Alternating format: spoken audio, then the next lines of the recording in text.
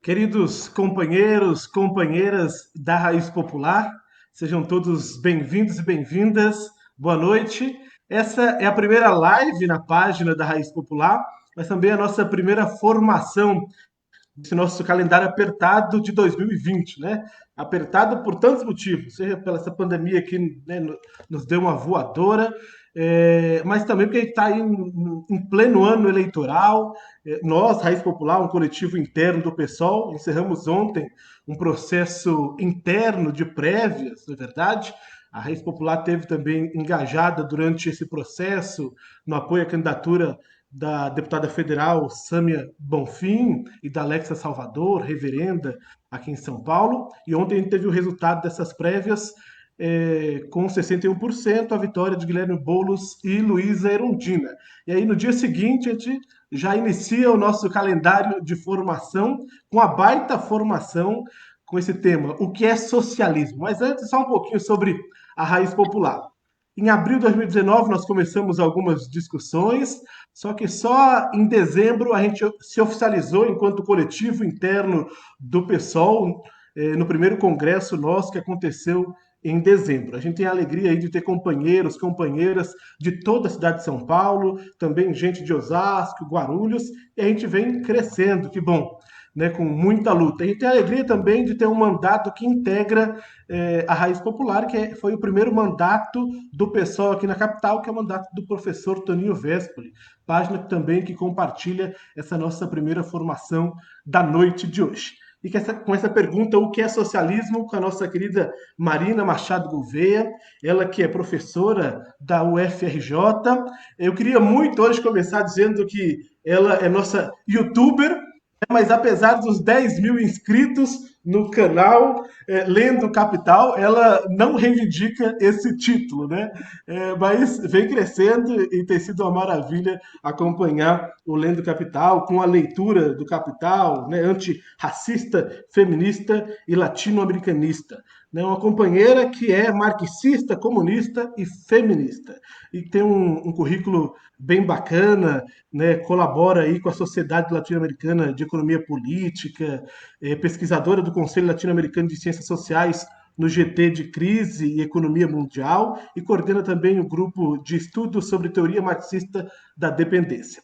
E nas próximas horas a gente vai ter o prazer de acompanhar essa bela formação sobre o que é socialismo. Então, para iniciar, eu faço essa pergunta. Marina, o que é socialismo? E agora com você. Boa noite, companheiras, companheiros. Obrigada, Pet, pela apresentação. Muito simpática. Enfim, vamos que vamos. A gente tem pela frente, então, a pergunta, né, que o Peterson acabou de fazer sobre o que é socialismo. Queria, então, primeiro agradecer pelo convite. Muito feliz de estar aqui com vocês. Formação política, estamos sempre junto aí para a gente tentar construir. E eu recebi algumas perguntas iniciais já, né? Então, vou propor uma dinâmica aqui para ver o que a galera acha, tá? Eu já recebi 10 perguntas que foram enviadas pelas companheiros anteriormente, né? Sobre dúvidas acerca do que é socialismo. E aí eu pensei em fazer uma exposição preliminar, né? Falando um pouco sobre o que é a história do socialismo, já tentando passar por algumas dessas dúvidas. E depois eu vou ler uma por uma para tentar tirar especificamente, né? Claro que tem questões que são de fato mais consensuadas, né? E tem outras que estão abertas à interpretação, e eu vou colocar aqui um pouco quais são os debates ao redor delas e as minhas interpretações, né? E aí, ao longo do bate-papo, quem quiser ir perguntando, Acho que dá para projetar perguntas aqui, vamos tentar fazer um troço dinâmico, para não ficar cansativo, e depois a gente abre para dúvidas em geral. Pode ser, Pet? Maravilha. Se ao final das 5 horas de formação que a gente planeja aqui ainda tiver dúvida, todo mundo vai migrar para o canal, né? Assinar lá o canal, acompanhar, se inscrever, lendo Capital. É isso aí. Então, tá, vou fazer a propaganda do canal, então, antes de começar. Vamos lá. A gente está com um projeto, eu sou professora de Economia Política, né? E sou membro da diretoria da Sociedade de Economia Política Latino-Americana.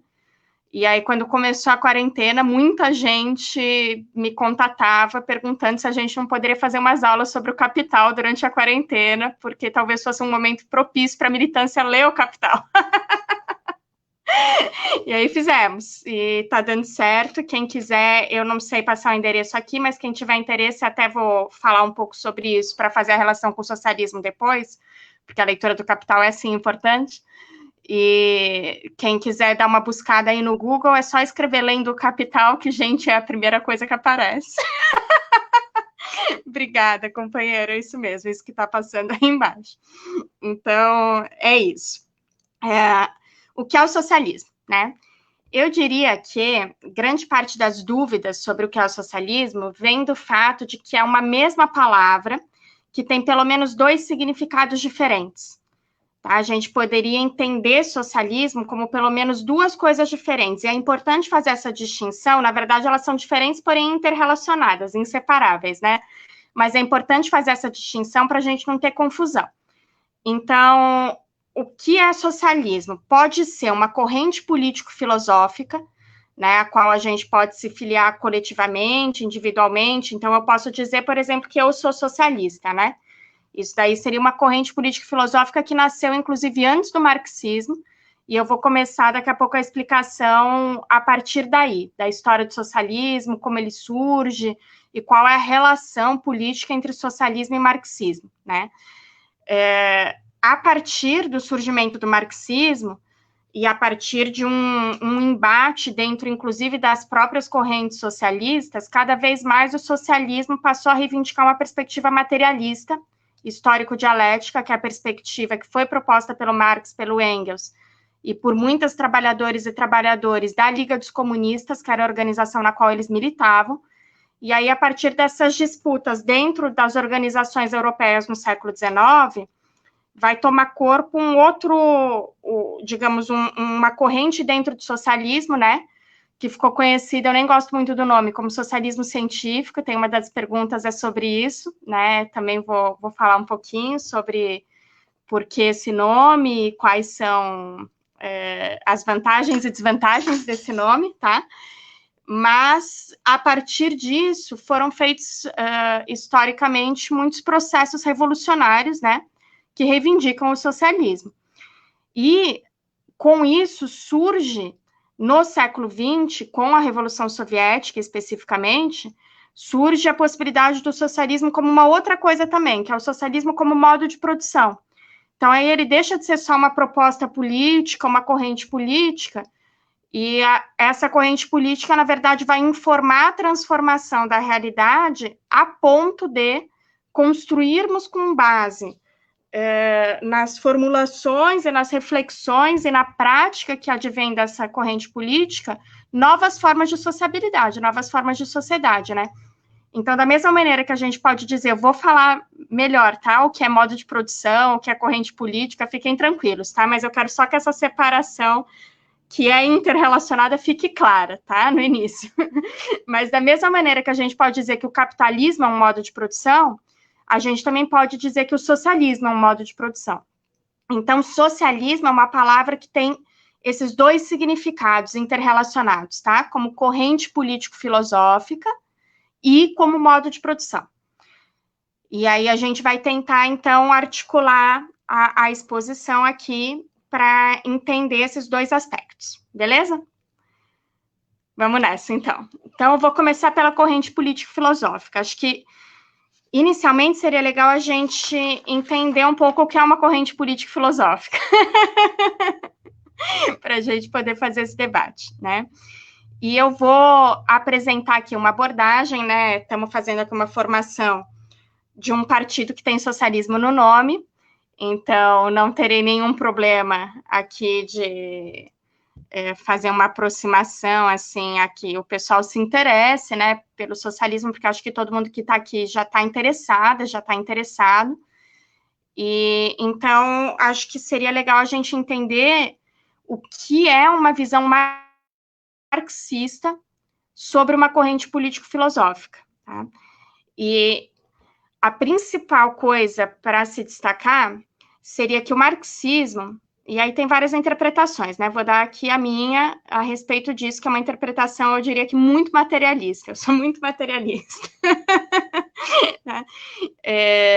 Qual é a maior ruptura do marxismo? Qual é o maior mérito do marxismo, na minha opinião, em relação a toda a filosofia ocidental? Né? O marxismo vai surgir na Europa e surge a partir das revoluções burguesas e do predomínio do capitalismo no mundo. Né? Então, é a própria base material da transformação das relações societárias, da transformação da sociedade, que vai constituir esse caldo a partir do qual o marxismo pode surgir como concepção teórica, como concepção política, como concepção filosófica. Qual o maior impacto do marxismo no mundo? Eu diria que é ter se tornado uma ferramenta revolucionária de emancipação da classe trabalhadora.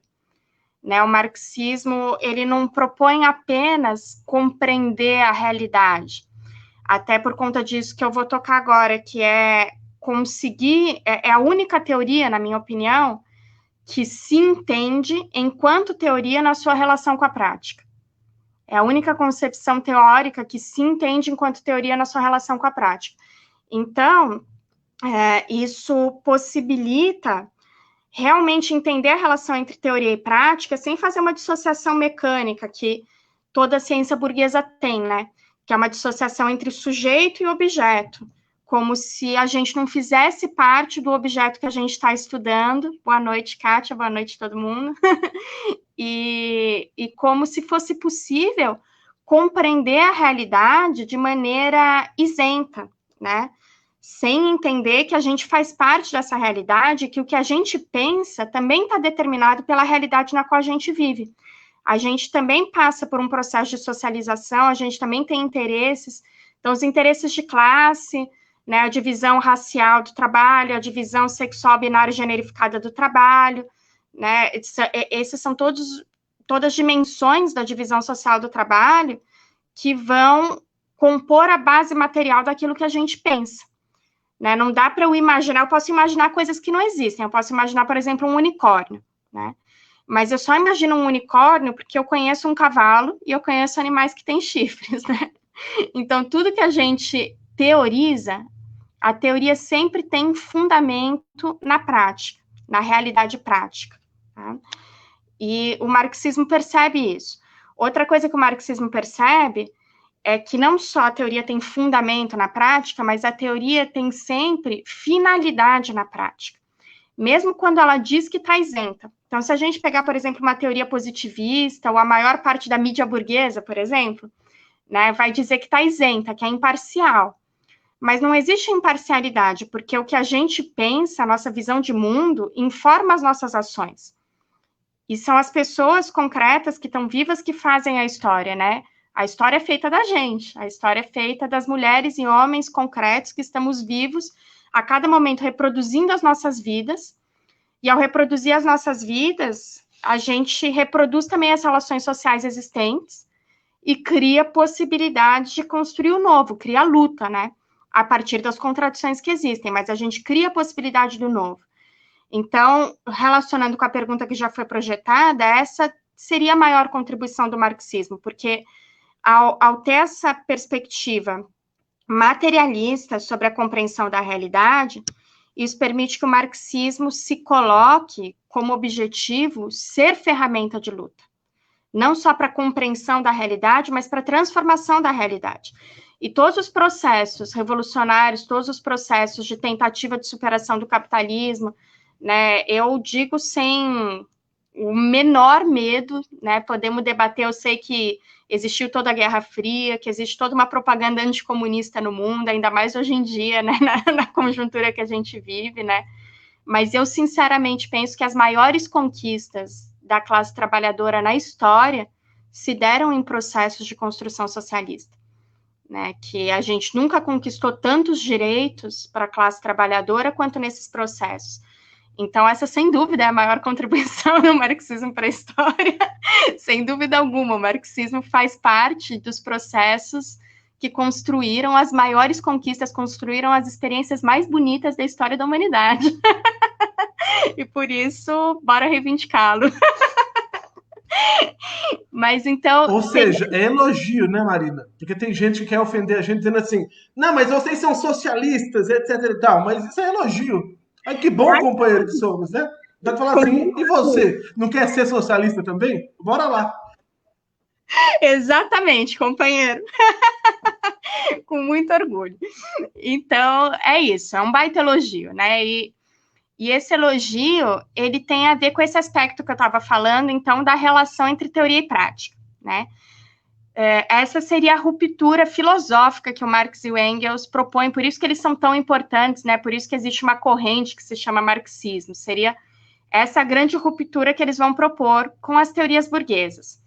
Né? Quem quiser ver mais sobre isso, pode ver no curso do Capital, porque a gente não vai ter tempo de aprofundar muito aqui. Mas tem uma aula lá, 2 aulas sobre o que é materialismo e uma aula sobre o que é dialética, que acho que podem ajudar bastante a entender historicamente como se deu essa ruptura, né? E eu falei, então, da compreensão da relação entre teoria e prática, entendendo a prática sempre como fundamento da teoria e também como finalidade da teoria, certo?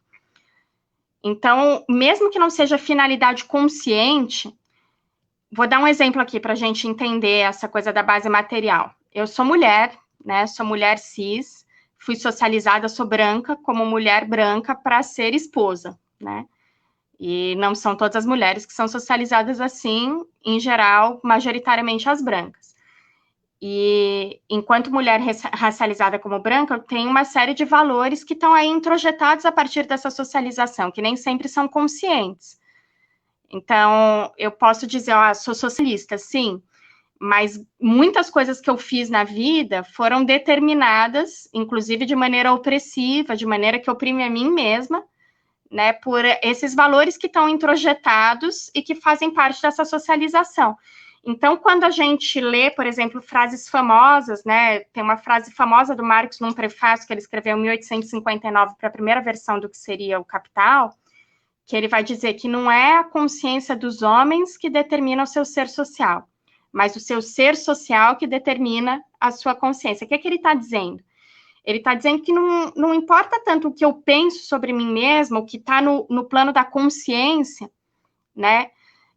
O que eu consigo formular conscientemente sobre quem eu sou, não é isso que vai determinar tanto quem eu sou de fato, né? Claro que determina, mas é quem eu sou de fato, a maneira, né, a posição que eu ocupo na sociedade, a maneira pela qual eu reproduzo a minha própria vida, a maneira pela qual eu posso seguir viva, que vai determinar também o que eu posso pensar. Então, isso é todo um debate com uma série de filósofos da época deles, que eram os filósofos que são denominados na história da filosofia, né, como idealistas, mas isso é uma grande bolsa de gatos que tem várias correntes aí dentro, né? Mas seria isso, assim, para eu estar pensando, eu preciso estar viva, né? Para eu fazer qualquer ideia sobre a realidade, qualquer formulação teórica, eu preciso estar viva. E para estar viva, eu preciso comer, eu preciso me vestir, eu preciso dormir. E olhem aqui ao redor na minha casa, né? Olhem ao redor na casa de vocês. Tudo que está aqui ao meu redor é mercadoria. Não existe nada que esteja aqui ao meu redor que não seja mercadoria. Por exemplo, eu estou bebendo água aqui enquanto eu falo com vocês de uma garrafa, né, de água mercantilizada. Mesmo eu reenchendo ela na pia, a própria água da pia aqui no nosso país é mercantilizada, inclusive está sendo privatizado agora o saneamento básico, né? É muito caro e vai ficar mais caro essa água aí. Exatamente. Então, isso seria uma sobredeterminação da minha própria existência material, né? Por mais que eu não goste que a nossa sociedade seja toda mercantilizada, por mais que eu não goste que seja tudo mercadoria, para eu me manter viva, eu preciso reproduzir isso. Porque eu preciso comer, eu preciso, né? E a coisa do a gente não quer só comida, a gente quer comida, diversão e arte, né? Tá num amplo espectro, né, da reprodução da vida, não precisa ser só comida. Estou dando aqui o exemplo da comida porque ele é mais fácil de ver, né? Ele é mais imediato. Mas tudo que eu preciso para viver, né? Por exemplo, eu toco um instrumento musical, e esse meu instrumento também é mercadoria, né? Tudo que eu preciso para reproduzir minha vida, eu preciso comprar, né? Mesmo que eu faça coisas através do trabalho reprodutivo não pago, que inclusive tem muito a ver com a divisão racializada do trabalho, com a divisão sexual binária generificada do trabalho, mesmo que eu faça coisas para o meu próprio consumo, as matérias-primas dessas coisas são mercadoria, né? Eu vou fazer um bolo, eu preciso comprar farinha, eu preciso comprar os ovos, né? Mesmo que eu proponha uma comunidade alternativa hippie, né? Essa comunidade alternativa vai comprar ferramentas, né? Mesmo que eu proponha uma comunidade alternativa de caráter da classe trabalhadora, não hippie, né? Uma comunidade, digamos, cooperativa, como o MST faz, por exemplo, né? Precisa comprar uma série de coisas. Então, não dá para eu dizer, a partir de amanhã eu não reproduzo mais a mercantilização porque eu não gosto dela. Porque para continuar viva eu preciso comprar coisas. Para comprar coisas eu preciso ter dinheiro.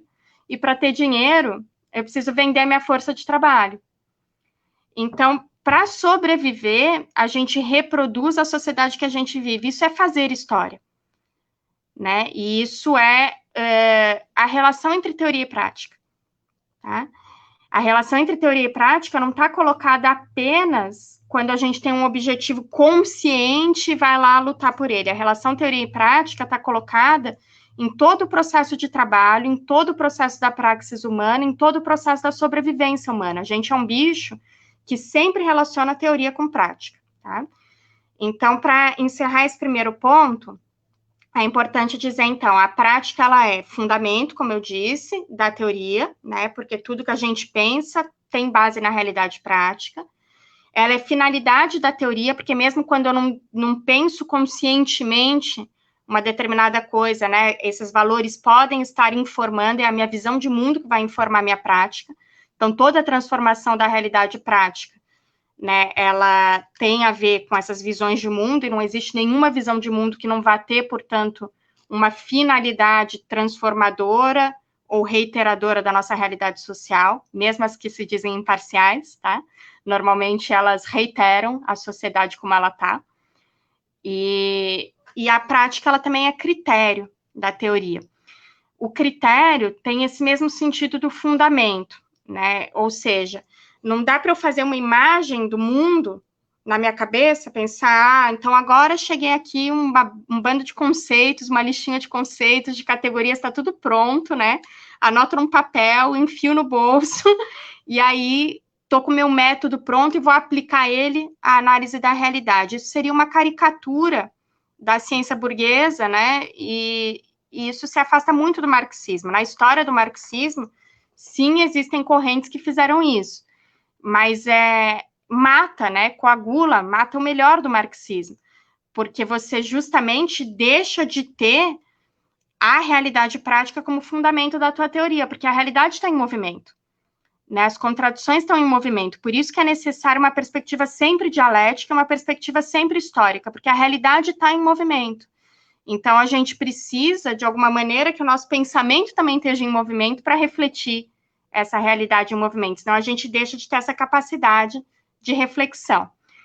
O ecossocialismo, Jopa, ele digamos, uma tendência, né, uma corrente dentro do próprio socialismo, né, que vai surgir principalmente a partir dos debates sobre as consequências do capitalismo e da nossa forma de desenvolvimento das forças produtivas sobre a relação humana com a natureza, né? Então, esse debate, ele já existia antes, né? Mas ele vai se tornar muito mais incidente a partir da década de 70, né? E na década de 90, principalmente, vai ganhar um corpo político com formulações teóricas mais bem acabadas, inclusive dentro do marxismo.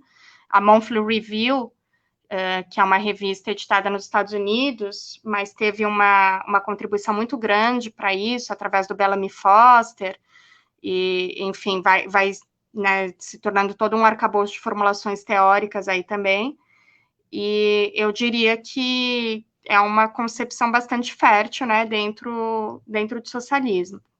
Então, vamos voltar para a coisa da concepção político-filosófica. O ecossocialismo é uma concepção político-filosófica, tá? Não é um modo de produção. Imagina, tá? Não é um modo de produção, é só uma concepção político-filosófica. Então, dá para entender a relação dele com o socialismo entendido enquanto concepção político-filosófica, né? E aí a gente precisa retomar a relação entre teoria e prática, porque as concepções político-filosóficas, elas são conjuntos de formulações teóricas. E em sendo conjunto de formulações teóricas, elas informam a nossa prática, e através disso, elas têm um potencial transformador sobre a realidade, tá? Então, o modo de produção, ele recebe o nome de socialismo, tá? Seja ele informado por concepções ecossocialistas, seja ele informado, né, por concepções de qualquer corrente interna dentro do pensamento socialista que a gente possa imaginar, e, na verdade, normalmente por várias delas, né, porque a luta de classes não é teleologicamente determinada e a gente defende uma coisa, né, coletiva ou individualmente, e o que a gente defende vai se confrontar na realidade com o que outras pessoas defendem também, e a transformação da realidade é fruto de todas essas disputas, né? Então, ok, como corrente político-filosófica, o socialismo, então, surge antes do marxismo, tá? O socialismo vai ser uma das raízes, vamos dizer assim, do marxismo, tá? Socialismo vai surgir da Revolução Burguesa mesmo, e algumas das contradições principais do socialismo, elas, no meu entender, na minha opinião, elas têm a ver com essas origens que remontam à Revolução Burguesa, principalmente a Revolução Francesa, que se deu a partir de 1789, tá? Então, quem são os primeiros socialistas? Eles são os revolucionários mais radicais das revoluções burguesas na Europa. Tá? Eles são os herdeiros mais radicais dessas revoluções burguesas na Europa. Tá querendo falar, Pat? Não. Não, tá. E aí eu acho que a gente poderia problematizar algumas dessas contradições, porque são bandeiras que estão dentro do movimento socialista até hoje, mas que, no fundo, elas são burguesas, né? No fundo, elas remetem bastante a essas revoluções burguesas. E a gente reproduz essas bandeiras porque tem uma base material na nossa realidade, mas, ao mesmo tempo, a gente reproduz sem problematizar muito. Então, vamos pensar, por exemplo, nos ideais da Revolução Francesa, né? E aí, quem quiser depois ver mais detalhes, dá uma pesquisadinha aí sobre a Revolução Francesa. Se alguém tiver curiosidade, fica a indicação de um capítulo do Eric Hobsbawm, que foi publicado como um livrinho separado, chamado Revolução Francesa, que é curtinho, que é legal para ler, se alguém tiver curiosidade. Mas, basicamente, eu estou falando aqui dos processos de tomada do poder político pela burguesia na Europa. E as revoluções burguesas, elas têm uma diferença em relação à Revolução Socialista, que eu vou retomar quando eu for falar do socialismo como modo de produção, mas quero já apresentar aqui.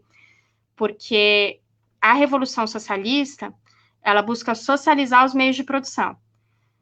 E isso requer que a gente tome o poder antes de aprofundar o processo revolucionário, porque isso requer um poder, literalmente. O que é poder, né? Vamos começar daí, então. O que é poder?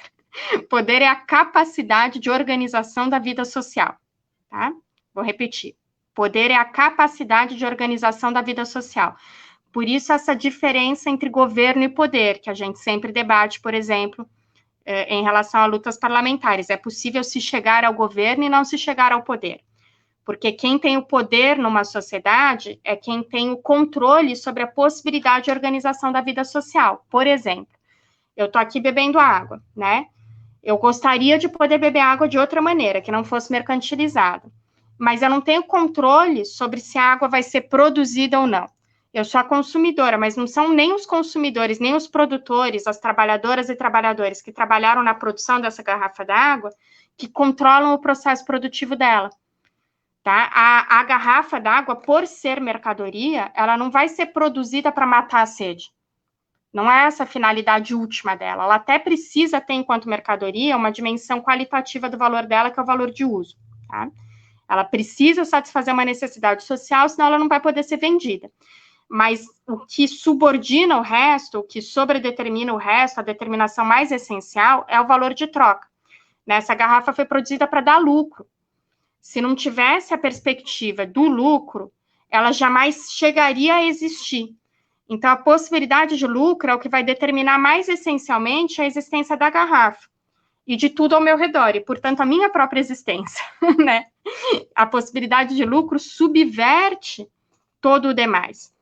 Então, quem é que controla a organização da reprodução social, da produção da vida social? É quem é proprietário dos meios necessários à produção do que existe, né? Quem é proprietário dos meios de produção. Então, você pode chegar ao governo, mas quem detém, de fato, o poder numa sociedade é quem tem a propriedade dos meios de produção, né? E aí, todo o debate sobre como construir ou não governos com uma perspectiva trabalhadora em maior medida dentro de uma sociedade capitalista, né? E todo o debate sobre o que seria o socialismo como modo de produção, porque sim, o socialismo como modo de produção supõe socializar os meios de produção, tá? Porque a gente precisa ter controle sobre a reprodução da vida social, a gente precisa ter poder de fato, né? A gente precisa poder decidir que, então, a água não vai ser produzida enquanto mercadoria, que a água vai ser produzida como um direito, por exemplo. Para a gente poder decidir isso, a gente precisa ter controle sobre a produção de água, né? Ela não pode ser propriedade privada de uma pessoa, senão é essa pessoa que decide sobre a produção ou não de água, tá? As revoluções burguesas, elas não precisaram tomar o poder, né? A transição para o capitalismo, ela não precisa tomar o poder antes de se iniciar. Precisamente porque os meios de produção no capitalismo são privados. Então, mudou a forma da propriedade privada, e aí a gente tinha já uma classe, que é a classe burguesa, que já estava existindo de fato enquanto classe dominante, e só faltava tomar o poder do Estado. Então, as revoluções burguesas, elas refletem esse processo. E nesse processo, a classe burguesa, que é a classe dominante hoje, mas no século XVIII ainda não era, né? Estava passando a ser a classe dominante. Nesse processo, a classe burguesa, ela vai se contrapor à nobreza na Europa, vai se contrapor ao clero, vai se contrapor ao poder na época, né?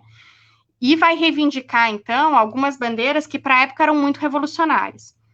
E a bandeira principal da principal revolução burguesa da história, que é a Revolução Francesa, vocês já devem ter ouvido, né? É liberdade, igualdade e fraternidade, né? Essa é a bandeira da Revolução Francesa. E é muito interessante, eu acho, para a gente problematizar, vou até deixar mais para a gente problematizar no final, como a gente pega essas bandeiras para a gente, que são bandeiras que, no fundo, foram colocadas pela burguesia, né? Liberdade, igualdade e fraternidade. Por quê? Porque a Revolução Burguesa, ela defende uma sociedade capitalista, e dentro da sociedade capitalista, essa liberdade, essa igualdade, essa fraternidade nunca podem ser acessíveis por igual a todos, né? Então, tem um limite para isso, e como não existe, deixa eu tentar colocar isso didático e curto, vamos pensar. Liberdade, por exemplo, tá? Que é outro aspecto importante para a gente pensar na formação aqui, né? Socialismo e liberdade, vamos lá. Liberdade, tá? Liberdade não existe enquanto conceito abstrato, nada existe enquanto conceito abstrato. Se eu pensar que, se eu pedir para todo mundo imaginar aí uma garrafa, se eu falar garrafa, cada pessoa vai imaginar uma coisa diferente, né? Só que o que a gente está imaginando está fundamentado na realidade concreta, mas não necessariamente é exatamente o que existe, né? Existe essa garrafa concreta aqui, né? Existem várias outras garrafas concretas, ó, outra garrafa concreta, certo? É a partir das garrafas que concretamente existem que eu consigo fazer na minha cabeça um conceito de garrafa. O que a Revolução Burguesa vai fazer é nos convencer, de alguma maneira, com base material, né, a ideologia burguesa, que é a ideologia liberal, o fundamento dela é essa separação entre teoria e prática, como se fosse possível, a partir apenas do que eu penso, a partir de uma ideia correta, eu transformar a realidade automaticamente. Né? Então, quando eu penso em liberdade, isso seria suficiente para garantir a liberdade, né?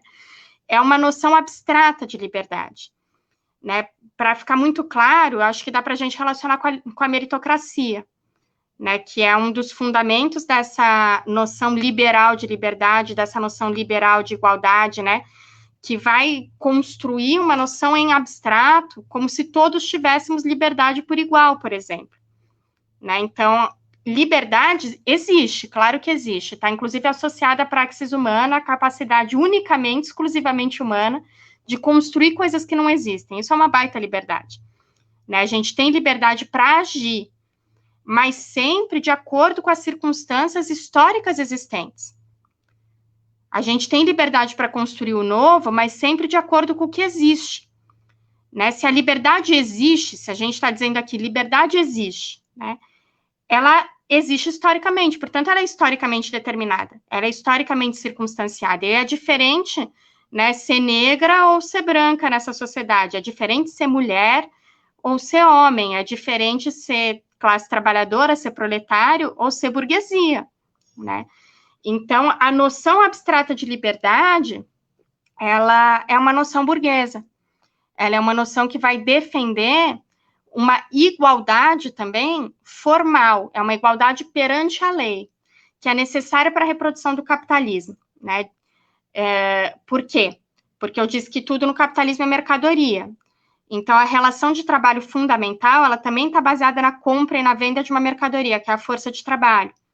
Perante a lei, nós aparecemos todos como proprietários ou proprietárias no capitalismo. A gente é formalmente, na forma da lei, todo mundo igual. Mas essa igualdade é o que garante que seja justo dentro dessa sociedade, que eu venda aquilo do qual eu sou proprietária, que é a minha própria força de trabalho. E com isso eu vou produzir mais-valia, e como a mais-valia foi produzida a partir de algo que eu vendi, esse algo que eu vendi não é mais meu, né? Então, pertence a quem comprou, que é o meu patrão, certo? É uma relação de compra e venda. Percebam que a igualdade formal, ela é fundamental para a reprodução da desigualdade real. Né? Essa relação de igualdade formal, ela é fundamental para que se reproduza a relação de compra e venda da força de trabalho. Né? Ela é fundamental para uma concepção meritocrática, para dizer somos todos iguais, então cada um, né, tem o mérito no que conquistar e está tudo certo. Tá? A fraternidade também, que seria o outro ideal aí, ela também está mediada pela mercantilização no capitalismo, né? Não existe fraternidade que não tenha base na propriedade, que não tenha base na mercantilização, no valor de troca, né? A mercantilização subverte todas as nossas relações sociais. Subverte as relações de amizade, as relações afetivo-sexuais, né? Não são só as relações econômicas entendidas dentro da caixinha burguesa do que é economia, né? Então, isso é uma contradição do socialismo como corrente político-filosófica. Tá? Porque ele vai nascer da radicalização da Revolução Burguesa e desse confronto entre quem, durante o processo da Revolução Burguesa, estava defendendo de verdade liberdade, igualdade e fraternidade, estava defendendo de verdade esses ideais, e vê que no processo, né, é uma diferença entre projeto e processo, percebem? Que é a mesma relação que eu estava colocando entre teoria e prática. Vão perceber que no processo histórico, esse projeto não consegue se dar de fato, né? E aí vão radicalizar essas bandeiras, defendendo, então, digamos, uma igualdade radical, uma liberdade radical, uma fraternidade radical, tá? Alguns dos socialistas mais famosos da história, né, são todos homens brancos, justamente por isso ficaram famosos, né? O Fourier, o Saint-Simon, o Owen, né, são os pais de algumas noções que estão presentes até hoje, né, dentro da própria esquerda, né? Então, por exemplo, o Fourier é o grande pai da noção de cooperativismo, né, que pode ser uma noção muito fértil para a luta se ela estiver associada a uma compreensão do que é a sociedade capitalista, estiver associada a uma luta anticapitalista, mas pode ser também algo que só reproduz a nossa sociedade, né, porque reproduz a mercantilização de outra maneira, né, a cooperativa também produz mercadorias, né, para sobreviver, também precisa produzir mercadorias. Então, também vai estar limitada na sua forma de existência por essa mercantilização. A gente... Marina, pode falar. Esses teóricos que você citou, esses três por enquanto, é o que Marx dizia também de socialismo utópico, porque eu vi que também tem uma pergunta que chegou um pouco nesse sentido. Então, se é socialismo utópico, esses a gente deve acolher ou tem que deixar um pouco para lá? Né? Como que a gente dinamiza isso? Na minha opinião, a gente deve acolher e superar. A gente deve aprender deles e superar. Né? Esses são exatamente os filósofos que o Marx vai chamar de socialismo utópico, né? E tem outros que não entraram, né? Outros e outras que não entraram para a história tão famosamente, né? Mas que eu acho que é muito importante a gente conhecer, porque foram, inclusive, fundamentais para o surgimento do marxismo como radicalização desse socialismo utópico, tá? Que daí a gente vai chegar aí. Por exemplo, o Toussaint de Louverture, né, na Revolução Haitiana. A Revolução Haitiana foi fundamental para radicalizar a Revolução Francesa. E é algo que normalmente a gente não fala. Né, uma revolução feita por pessoas escravizadas e escravizados na América Latina, né, a primeira revolução de escravizados na história, e um dos primeiros processos de independência, né, é o primeiro da América Latina, um dos primeiros da América, teve só o dos Estados Unidos antes, e isso confronta muito as revoluções burguesas, né, porque todos esses revolucionários franceses estavam lá defendendo, né, igualdade, liberdade e fraternidade, sendo que a França tinha colônias, né, e sustentava a escravização.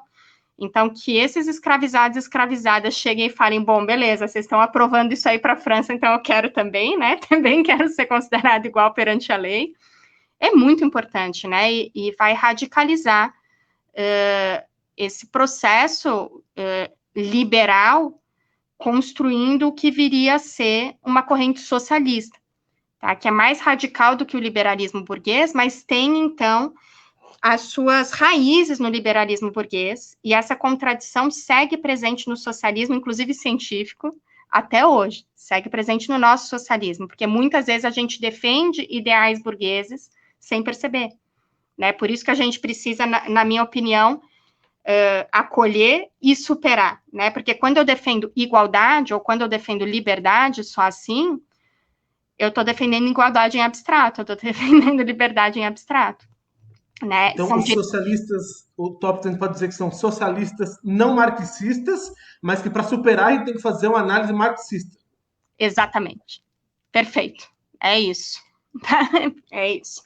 Então, vai surgir, no meio do século XIX, uma corrente socialista que vai criticar esses socialistas utópicos, vai chamar eles de utópicos, no sentido, não que utopia não seja algo bom de ter, mas no sentido da coisa que nunca pode chegar a ser construída mesmo, que é um ideal bonito, mas que nunca vai chegar... a França ainda tem colônias, exatamente, né? Então, no sentido de que nunca vai chegar a ser construído de fato, porque não parte de uma análise materialista da realidade, não entende quais são as contradições que estão realmente colocadas. Então, por exemplo, para eu aumentar a igualdade real na nossa sociedade, eu preciso de direitos desiguais. Né? O Marx fala isso bastante num texto dele que chama Crítica ao Programa de Gotha, que é um texto muito importante de ler, fica a sugestão aí para esse debate que a gente está fazendo, né, de que os direitos iguais na sociedade capitalista, eles só reproduzem as desigualdades. Né? Por exemplo, cotas é o quê? É direito desigual, é ação afirmativa. Né, se a gente não reconhece que a sociedade é desigual, então mesmo para conseguir avançar dentro de uma sociedade capitalista, não é a liberdade em abstrato ou a igualdade em abstrato que a gente tem que defender. Né? Porém, está colocada essa essa problemática para a gente enquanto classe trabalhadora, porque nem o reconhecimento formal, acho que não exatamente isso, Fê, que a gente nunca vai ter liberdade enquanto o capitalismo existir, mas vou terminar essa frase, se puder deixar essa pergunta aí, vou passar para ela, porque acho que é bem importante, tá?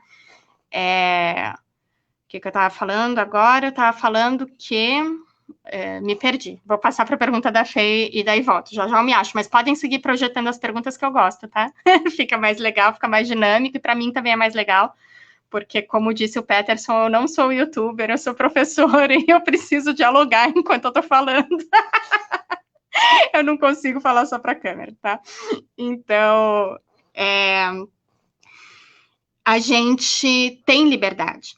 Não dá para dizer que a gente não tem liberdade, porque imaginar que a gente só vai ter liberdade enquanto depois que o capitalismo deixar de existir, é também, de alguma maneira, imaginar uma liberdade em abstrato. Né? Existe liberdade na nossa sociedade. Né? E é claro que um trabalhador ou uma trabalhadora assalariado tem um grau maior de liberdade do que uma trabalhadora ou um trabalhador escravizado. Né? Existe liberdade na própria forma da praxis humana, né? Que a gente imagina coisas a serem feitas e a gente faz, né? A gente pode conseguir fazer do jeito que a gente imaginou ou não, mas existe liberdade nessa capacidade humana de construção do novo, que inclusive nos diferencia de todos os outros animais. Só que justamente porque existe, ela é sempre historicamente determinada, porque ela existe historicamente. Ela é sempre circunstanciada, e as circunstâncias nas quais existe liberdade na sociedade capitalista são circunstâncias que reproduzem necessariamente a exploração. Então, em que sentido que o Marx e o Engels vão falar de reino da necessidade e reino da liberdade, né? Que tem um pouco a ver com isso que a Fernanda perguntou, né? De uma liberdade maior, né? Se a gente conseguir superar o capitalismo. É nesse sentido que as circunstâncias históricas dessa liberdade humana vão ser outras.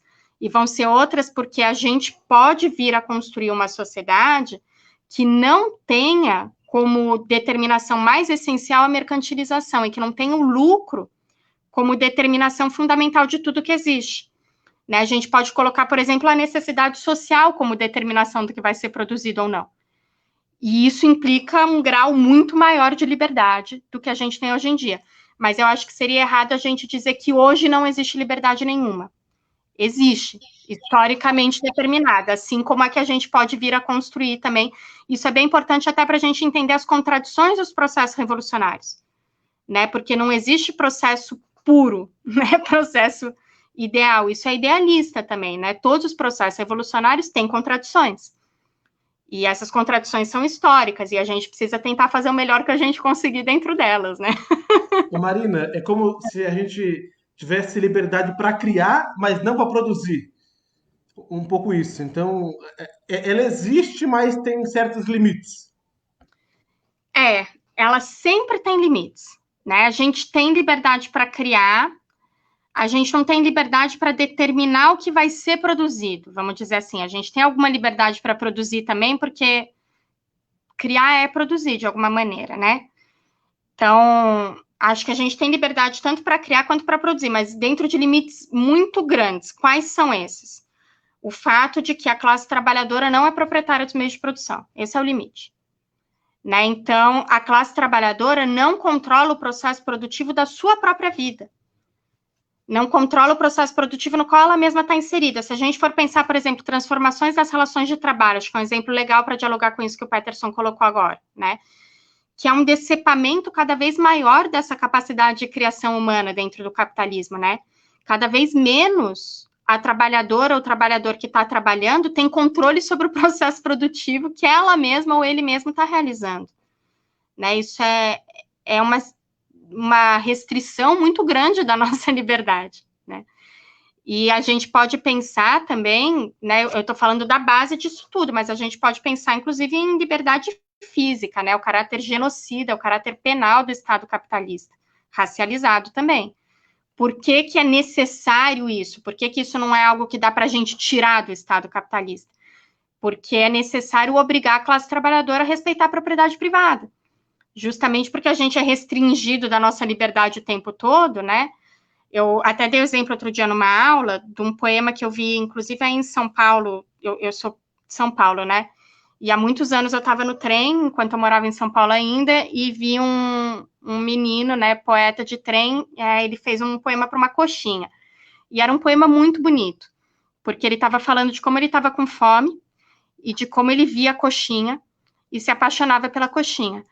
E a única coisa que separava ele da coxinha era o vidro da lanchonete, né? O vidro de onde a coxinha estava guardada. E daí ele começava a falar de como era frágil aquele vidro, como ele poderia quebrar aquele vidro, né? E um poema muito bonito, eu não lembro exatamente porque faz muitos anos, mas muito bonito. E o que separa a gente da coxinha, na verdade? Não é só o vidro, é o Estado capitalista, né? Porque se você quebra o vidro, você vai preso. Então, é necessária a coerção, é necessário o caráter genocida, o caráter penal do nosso Estado, né, para garantir que a população respeite a propriedade privada. A Adriana está falando, o capitalismo, em especial o liberal, com mínimo de regulação estatal, vem trazer liberdade para as pessoas. Isso existe? É exatamente essa contradição que eu estou colocando, Adriana, que existe alguma liberdade, claro que existe, mas ela é sempre historicamente determinada, dentro dos limites do capitalismo. Então, acho que é legal colocar isso que você falou, capitalismo liberal, fazer uma distinção aqui, que também poderia ser tema de toda uma outra live, mas eu quero colocar para todo mundo, né, poder anotá-la, pensar nela em algum outro momento e tal, né?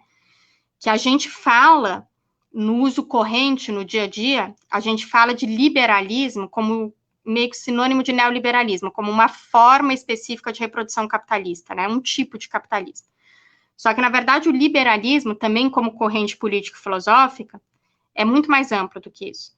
Tanto o desenvolvimentismo quanto o neoliberalismo são liberais, do ponto de vista político. Tá? Porque os fundamentos do liberalismo são precisamente a propriedade privada, a igualdade formal, a noção abstrata de liberdade e a defesa de uma fraternidade impossível nessas condições. Né? Isso é o fundamento do liberalismo. E um Estado desenvolvimentista, porém capitalista, mantém tudo isso.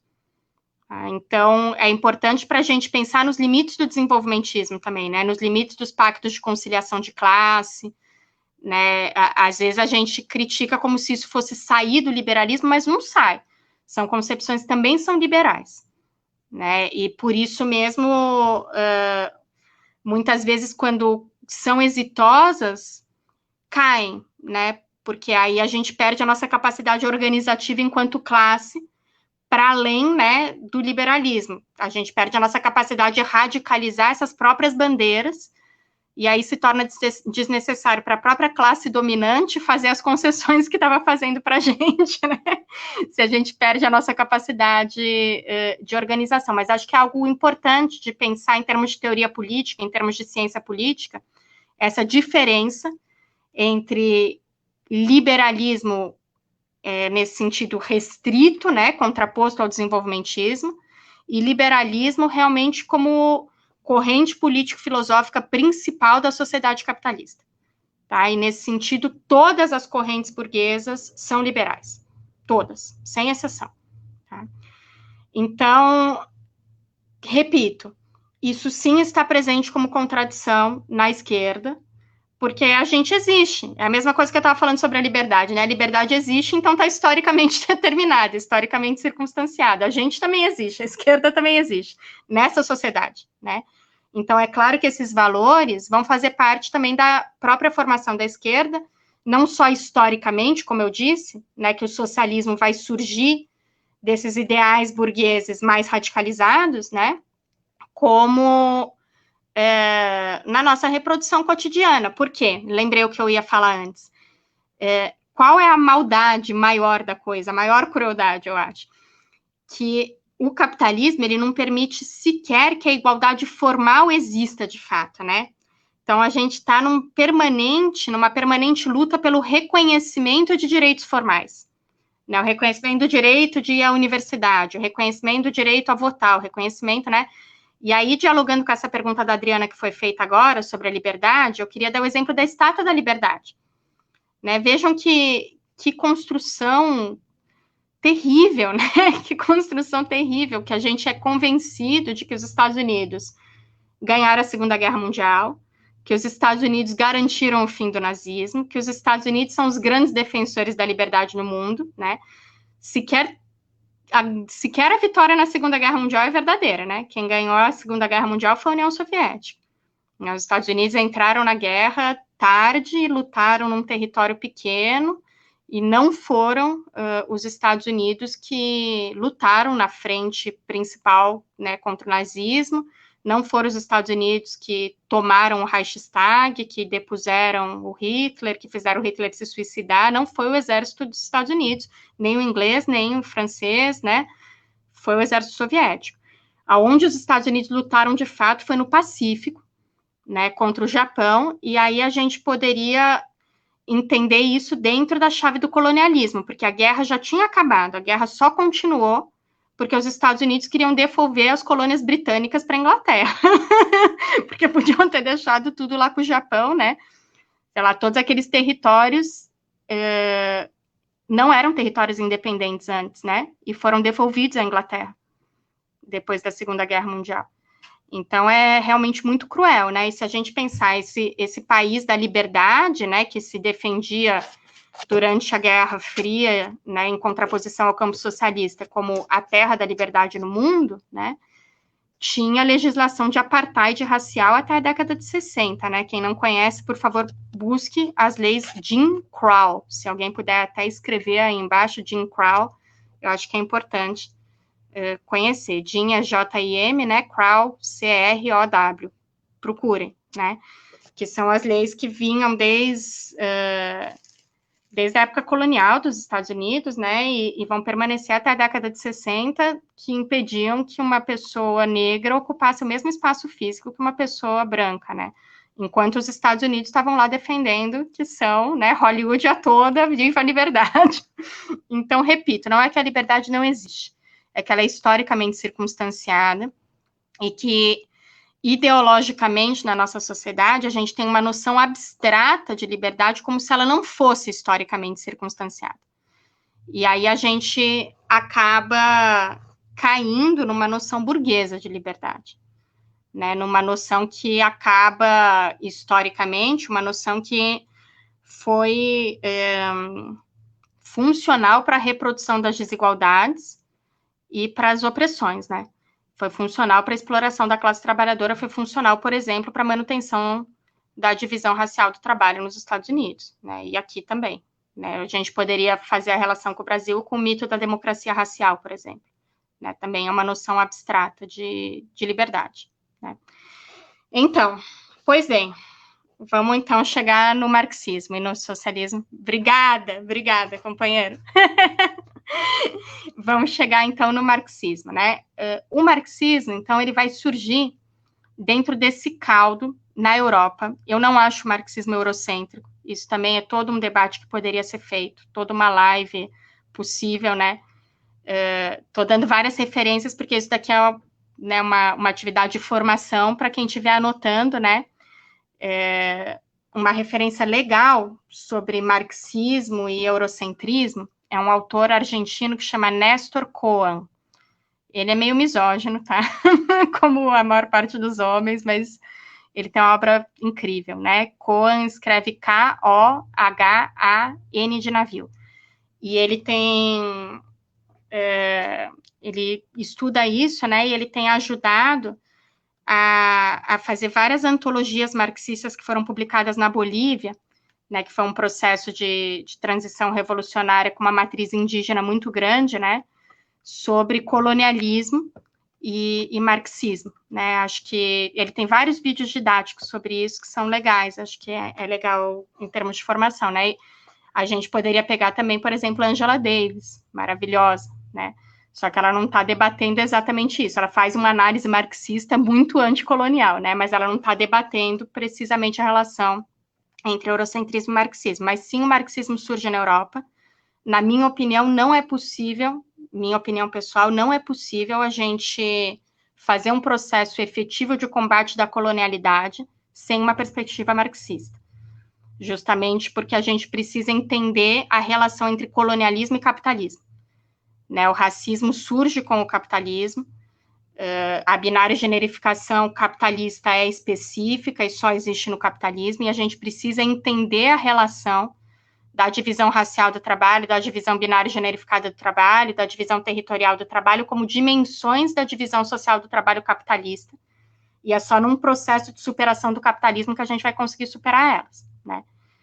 Mas sim, existiu na história também, se a gente está falando que isso é uma corrente político-filosófica, enquanto teoria, o marxismo também tem uma história, né? E sim, existiu na história do marxismo, existem ainda, né, correntes que são eurocêntricas, que não reconhecem, que são dogmáticas, né, que não entendem o papel da divisão racial do trabalho, da divisão sexual do trabalho na reprodução capitalista. Agora, eu, pessoalmente, eu não conheço perspectiva melhor para analisar isso do que a perspectiva marxista, e eu acho ela absolutamente fundamental, tá?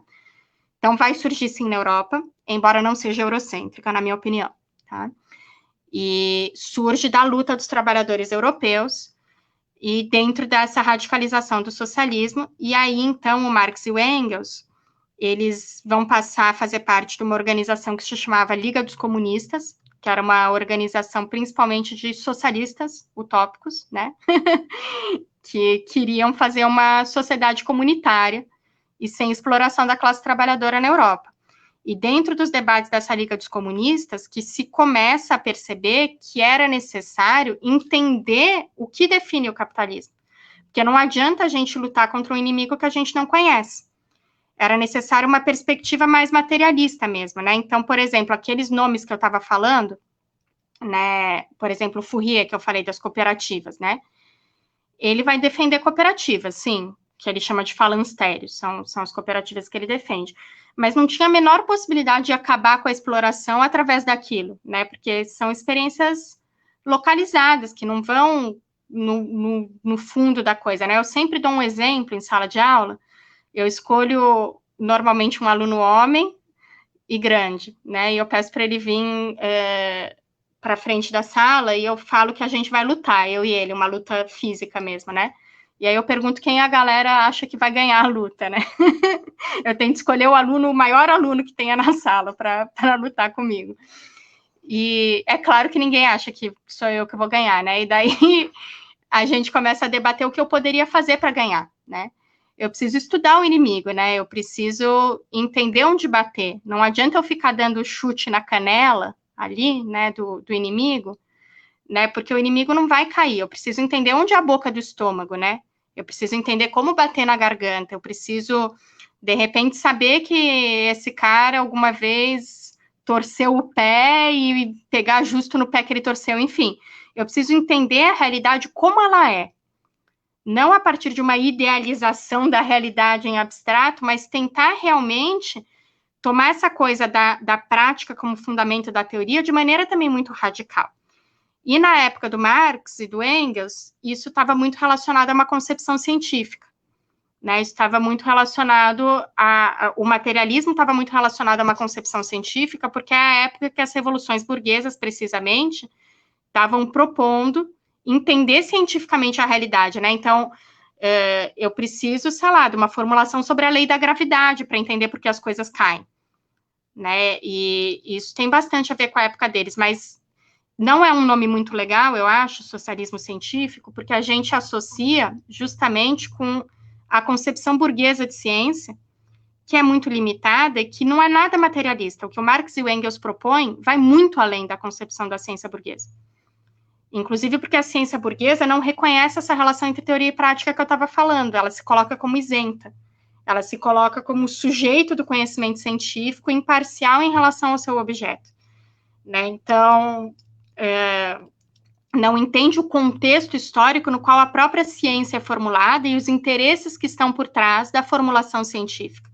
Essas contradições da ciência burguesa, elas são, inclusive, base material das fake news, né? São base material da pós-verdade, né? Porque tem tanto furo, né? Tem tantas coisas para atacar essa ciência burguesa, que muitas vezes uma concepção, inclusive pior, né, que é a concepção negacionista, vai se pegar nesses furos para atacá-la, né, e é porque, de fato, a ciência burguesa tem contradições. Então, Eu, pessoalmente, não gosto muito de denominar como socialismo científico, porque eu acho que causa essa confusão, né, de um socialismo que seria científico sob essa concepção da ciência burguesa. Eu denomino como socialismo materialista histórico-dialético, tá? Que eu acho que é melhor. Mas tem um texto famoso do Engels, né, que se chama Do Socialismo Utópico ao Socialismo Científico, que ele vai contar um pouco essa história que eu estou contando, e vai falar, então, como o que eles estão propondo, né, que eles mesmos vão denominar como uma concepção materialista da história, esse é o termo que eles usam, o que eles estão propondo tem uma raiz no socialismo, mas aprende dele, que é o que o companheiro estava falando, né, reconhece, aprende dele e supera, porque junta a esses ideais socialistas que já existiam uma concepção materialista histórico-dialética que vai propor entender a realidade capitalista nas suas sobredeterminações. Então, é isso. Não importa que eu não gosto que seja tudo mercantilizado. Eu preciso entender o que é mercantilização. Porque se eu não entender, eu nunca vou conseguir superar. Né? Então, essa concepção materialista é o pulo do gato. Tá? Isso é o pulo do gato. E, a partir daí, vai surgir, então, um socialismo marxista, que é um socialismo materialista histórico-dialético. Perfeito. Com essa pergunta da Renata, da diferença entre socialismo e comunismo, eu posso passar a debater o outro eixo que eu ia falar, que eu ia debater, que é o socialismo como modo de produção. Tá? Surge aí essa diferença, mas existe também como concepção político-filosófica, mas já chego aí. Então, entendemos de onde vem o marxismo, certo? Tem várias formulações de que o marxismo teria 3 fontes, né? Tem um texto muito famoso também do Lenin, que se chama As 3 Fontes e as 3 Partes Constitutivas do materialismo dialético, ou do materialismo histórico, ou de ambos, não lembro agora. Essa separação também é ruim, tá? É histórico-dialético. Mas esse texto dele é um panfleto, assim, de agitação, né? Não é um texto teórico profundo, e não está muito bom também a gente falar que o marxismo tem só 3 fontes, ele tem muitas, tá? Mas essas 3 fontes seriam, então, esse socialismo utópico, a economia política inglesa, principalmente, que é a teoria econômica burguesa, porque é daí que o Marx e o Engels vão partir para fazer a crítica deles, né? O Capital, ele tem um subtítulo, né? Ele se chama O Capital, 2 pontos, crítica da economia política, tá? Então, eles estão fazendo a crítica dessa teoria econômica burguesa, né? E a filosofia alemã, que era uma filosofia dialética, mas idealista, tá? Então, esses seriam os 3 campos principais que eles vão aprender e superar, tá? Nesse sentido que eu estava falando. E a partir do momento que surge essa concepção materialista histórico-dialética na luta de classes na Europa, ela vai passar a ocupar cada vez mais espaço. Né? Então, a partir da Liga dos Comunistas, vai surgir uma outra organização, que foi a Associação Internacional dos Trabalhadores, que é conhecida também como Primeira Internacional. Né? E houve uma disputa grande entre essas distintas concepções dentro da Associação Internacional dos Trabalhadores. E a concepção materialista histórico-dialética passou a ser hegemônica lá dentro. Antes não era, tá? O manifesto do Partido Comunista, ele era o manifesto da Liga dos Comunistas. Tá? Ele foi o documento que o Marx e o Engels escreveram para essa organização na qual eles militavam. Era tipo a carta de princípios que a gente tem nos partidos hoje, é o manifesto do Partido Comunista, ele é um manifesto partidário, tá? Da Liga dos Comunistas, mas que vai defender toda uma nova concepção. Em 1848, né, isso estava surgindo, teve várias revoltas lá na Europa, isso estava surgindo, ainda não tomou tanto corpo, né, e vai tomar corpo principalmente nas disputas em 1871, que é a Comuna de Paris, que foi a primeira tentativa de tomada do poder pela classe trabalhadora na Europa. Tá? Foi a Comuna de Paris. Eles tomaram a cidade de Paris e permaneceram mais de 3 meses no poder. Foi uma tentativa linda, né, porém muito utópica, porque não atacou o principal do capitalismo. A partir da Comuna de Paris, surge um debate grande sobre o que fazer, então, quando se toma o poder. porque não basta só tomar o poder, né? A Comuna de Paris a Comuna de Paris tomou o poder pelas armas, gente, tomou o poder mesmo, né? E literalmente, assim, tipo, botou o exército para fora, fez barricada, manteve a cidade, tudo isso. Só que, por exemplo, não nacionalizou os bancos, né? Tinha lá como fazer, porque não entendia a importância de fazer isso, né? Então, vai começar a ser formulado a concepção do socialismo como uma transição necessária para construir essa sociedade comunista. O que é a sociedade comunista? Era a sociedade que vinha lá desde os socialistas utópicos, eles defendiam o comunismo. Obrigada, companheira, está sendo maravilhoso isso aí. Eles defendiam o comunismo. O que seria o comunismo? O comunismo é uma sociedade sem classes sociais. Uma sociedade na qual a reprodução da vida é comunitária, né? Na qual os meios de produção não são privados e a gente reproduz a vida de maneira comunitária. Só que, como que você chega nisso, né? E aí, a partir dessa concepção materialista histórico-dialética, vai chegando à conclusão de que é necessário ter o poder para acabar com as classes sociais, é necessário socializar os meios de produção para acabar com as classes sociais. E aí, nessa crítica ao programa de Gotha, que é o texto que eu já falei, o Marx vai falar sobre uma fase inferior e uma fase superior do comunismo. Tá? Essa fase inferior do comunismo seria uma fase de transição, na qual ainda existem classes sociais, só que a classe social que está no poder é o proletariado, não a burguesia. Então, seria tomar o poder, seria mais ou menos análogo ao que a burguesia fez na Revolução Burguesa, né? Que tomou o poder, né? Mas não acabou com as classes sociais. E aí, isso seria necessário para a gente poder, de fato, ter uma sociedade sem classes, porque não dá para a gente construir uma sociedade sem classes diretamente a partir da sociedade que a gente vive hoje. Porque existe a propriedade dos meios de produção que reproduz as classes sociais, né?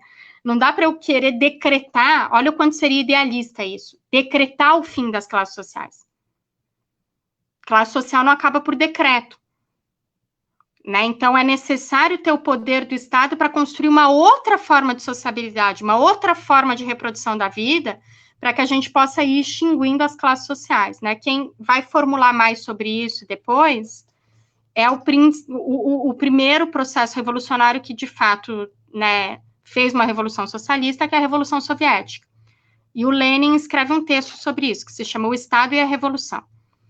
E nesse texto, ele vai defender, então, que o proletariado, a classe trabalhadora, precisa tomar o poder e extinguir as formas de dominação burguesa, né? Que a gente precisa desconstruir o Estado burguês, que não dá para a gente ganhar, seria mais ou menos querer ganhar jogando no campo do adversário, com os uniformes do adversário, com a bola do adversário e com um juiz que é contratado pelo adversário. Não dá, né? A gente precisa tomar esse campo para a gente, né? A gente precisa disputar no nosso campo, né? E que a partir do momento que a gente muda a forma da sociabilidade, que a gente muda as regras do jogo, né, que a gente consegue organizar a produção social, não em função do lucro, não em função da mercantilização, não em função da propriedade privada, mas sim em função das necessidades sociais coletivas, é aí sim que a gente cria base material para acabar com as classes sociais, né, que elas não podem acabar idealistamente por decreto. Então, aí sim pode começar um processo de extinção gradual das classes sociais, né? Mas que a gente precisa construir essa base material que possibilite, né? Não dá para querer acabar com as classes sociais de uma hora para outra dentro da sociedade capitalista. Então, a partir desses processos revolucionários, vai surgir, portanto, a concepção do socialismo como um novo modo de produção. Um novo modo de reprodução da vida humana, uma nova forma de sociabilidade, não só como uma corrente política, mas como uma construção material de uma nova forma de vida mesmo, né, que tenha como objetivo e como contradições principais outras contradições. Aqui também a gente poderia ter uma live só sobre isso, né, mas rapidamente, para quem está anotando, o que é um modo de produção, que a gente precisa entender isso para entender o que eu estou falando, né, o que é um modo de produção. Um modo de produção, ele é a forma pela qual a gente reproduz individual e coletivamente a nossa vida numa determinada época histórica. Tá? Sou batedor de lajes, suas lives me ajudam muito a sair da alienação. Ah, Ricardo, obrigado. Estamos juntos, juntíssimos, somos muito mais fortes juntos, sem a menor dúvida. Porque um dos elementos fundamentais do capitalismo é a propriedade privada e, portanto, nos coloca um contra o outro, né? Uma contra a outra. Né? Obrigada, gente, também adoro estar aqui. Mas nos coloca uma contra a outra como interesse imediato mesmo, porque o meu interesse imediato é manter o meu emprego, né? E para manter o meu emprego eu vou concorrer com outros trabalhadores. Então, existe uma materialidade da concorrência entre os trabalhadores e essa ideologia não é algo que é imposto de fora para dentro por alguém que usa a gente como marionete, né? Tem base material também. Então, esse individualismo, ele aparece nos interesses imediatos da classe trabalhadora, né? Por isso que a classe trabalhadora em períodos de crise, como agora, pode ficar conservadora, por exemplo. Porque quer conservar Ô, Marina, só para quem está anotando, eu vou pedir para você repetir a definição que você deu sobre o que é modo de produção. Perfeito. Modo de produção é a forma pela qual a gente reproduz as nossas vidas individual e coletivamente numa determinada época histórica. Tá? Fazendo essa relação, né, com o que eu estava falando agora, um determinado modo de produção, ele sempre é caracterizado por relações sociais específicas daquela época histórica, tá? Que é o que o Marx e o Engels vão chamar de relações sociais de produção. No capitalismo, quais são as relações sociais específicas? É a mercantilização de tudo, inclusive da nossa própria força de trabalho, que é a base material do individualismo que eu estava falando, tá? E é a base material do próprio liberalismo, certo? Como corrente político-filosófica que eu estava falando antes também, tá? Então, um determinado modo de produção, ele está sempre relacionado a relações sociais, que são relações de produção da nossa vida, né? São as relações pelas quais a gente reproduz a nossa própria vida. Isso parece muito conceitual, eu falando assim, mas não é nada conceitual, é bem fácil de entender. É aquilo que eu falei da água, por exemplo. Para eu me manter viva, como eu reproduzo individualmente a minha vida? É comprando coisas. Para eu me manter viva, eu preciso comprar e consumir mercadorias. Tá? É isso que vai determinar a reprodução das relações de produção na nossa época. Tá? Então, como que o socialismo, enquanto modo de produção, poderia superar a divisão racial binária generificada do trabalho? Samantha pergunta.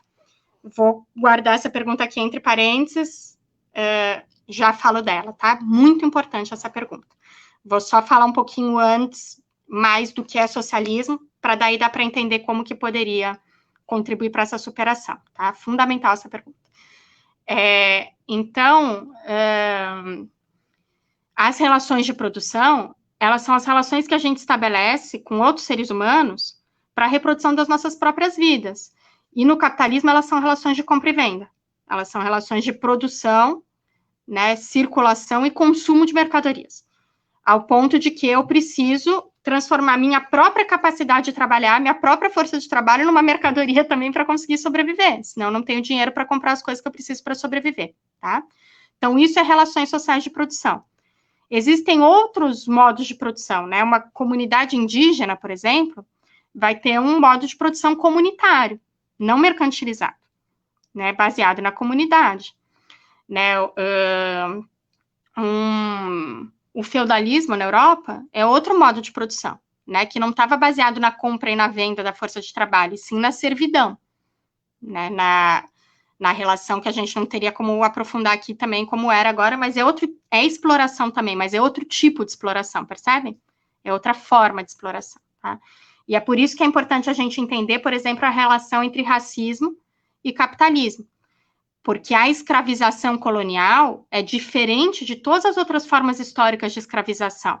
E é a primeira e única que é baseada em classificar as pessoas por cor da pele, né? E ela vai surgir para a produção de mercadorias. Então, para que as pessoas eram escravizadas? Para produzir mercadorias que iam ser vendidas na Europa, né? Então, ela surge nesse processo de surgimento do próprio capitalismo e de surgimento da mercantilização como forma principal de reprodução das vidas humanas, né? Então, na nossa sobrevivência, a gente transforma a realidade, né, com liberdade, teleologia, aquilo que eu estava falando, né, mas sempre de acordo com o que existe, né, sempre com base numa realidade que existe. E ao transformar a realidade, a gente se transforma, porque a gente também é parte da realidade. Isso é o que o Marx e o Engels vão chamar de desenvolvimento das forças produtivas. Tá? Então, dei 3 conceitos aqui: modo de produção, relações sociais de produção, tá? Que é a forma, né, das relações para essa reprodução da vida, a forma prioritária dessas relações numa determinada época histórica. E o terceiro conceito é desenvolvimento das forças produtivas, tá? Que é o quê? É o metabolismo, é essa relação orgânica entre seres humanos e a realidade ao nosso redor, tá? É a transformação continuada da realidade para a sobrevivência humana, através da qual a gente também se transforma, porque a gente é parte da realidade, tá?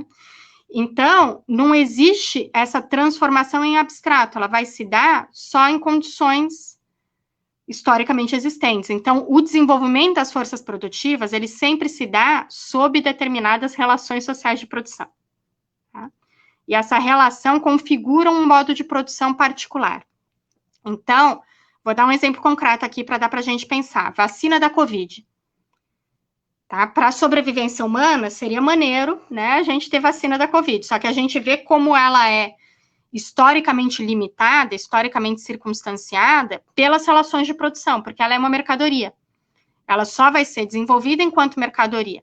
Então, a gente está aí com esse problema, por exemplo, no Brasil, de que a gente tem 2 vacinas sendo testadas aqui, né, que é a inglesa e a chinesa, né, e essas vacinas, como estão sendo testadas aqui, infelizmente, porque só estão sendo testadas aqui porque a gente é um dos principais epicentros do mundo, né? Só por isso.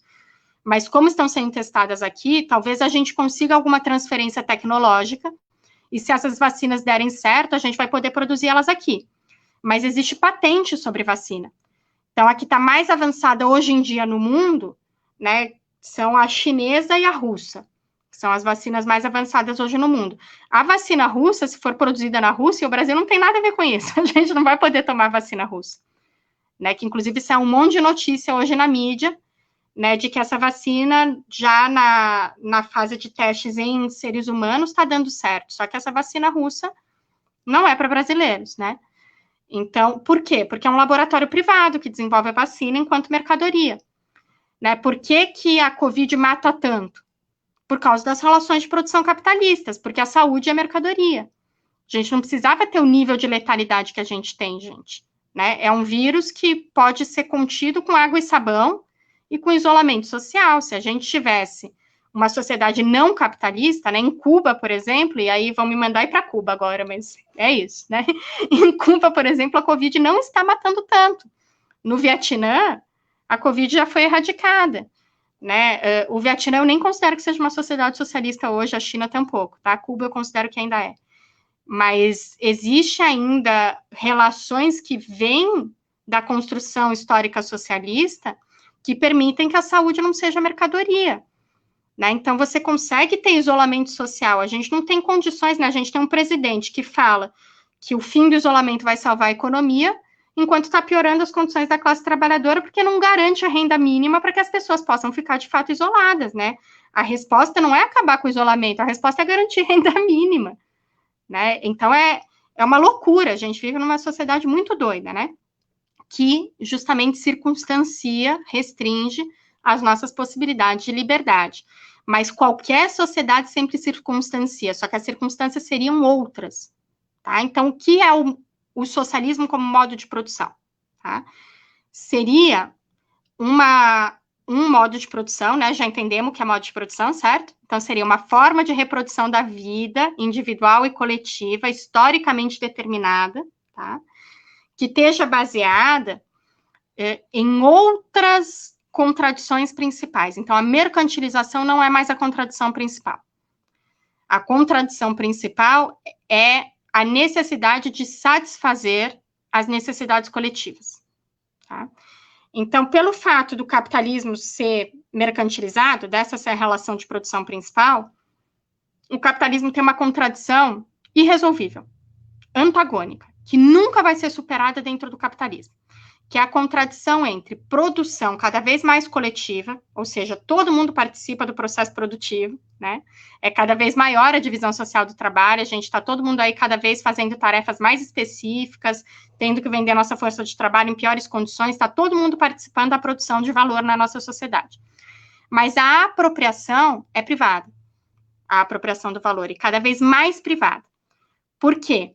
A forma pela qual se dá a produção é com a venda da força de trabalho. Então, uma vez que eu vendi a força de trabalho para participar da produção, né, e para reproduzir minha própria vida individual, eu já vendi, não me pertence. Então, tudo que seja produzido não me pertence, pertence ao meu patrão. Então, necessariamente, no capitalismo, a contradição essencial é entre produção coletiva e apropriação privada. Porque os meios de produção são privados. Então, eu não posso ter controle sobre o processo de trabalho, porque eu não tenho os meios necessários para produzir, percebem? Mesmo que eu queira. Eu não consigo reproduzir individualmente a minha vida, né, sem estar subordinada ao meu patrão, que é dono dos meios de produção. Tá? E aí, é claro que existem várias relações aí no meio, né, é muito mais complexo do que isso. É claro que existem serviços públicos, né, obrigada, compa. Tá maravilhoso isso. É claro que existem serviços públicos, mas são serviços públicos dentro dos limites do Estado capitalista, sempre nessa contradição entre mercadoria e direito, né?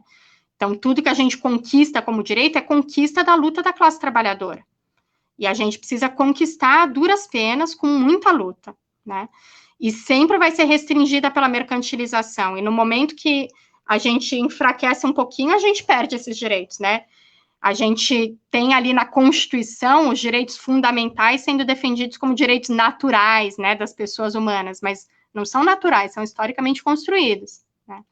É ótimo que a gente tenha uma Constituição que reconheça isso, pelo menos no papel, mas isso é uma construção histórica, né? Então, dentro do capitalismo, tudo que a gente tem como direito é algo que a gente está roubando ao espaço de mercantilização, que a gente está restringindo a mercantilização. Só que não está no nosso poder fazer isso de maneira ampla, tá? Então, é necessário ter o poder de fato, é necessário tomar para a classe trabalhadora os meios de produção, para construir uma sociedade que não esteja baseada no lucro, tá? Isso seria construir um outro modo de sociabilidade, um outro modo de reprodução da vida, que é o que a gente chama de socialismo, entendido como modo de produção, tá? O socialismo é o paraíso na Terra? Não. O socialismo é um modo de produção, que também tem contradições, tá? Qual é a contradição fundamental do socialismo? A contradição fundamental do socialismo é entre produção material, produtividade, e consciência coletiva.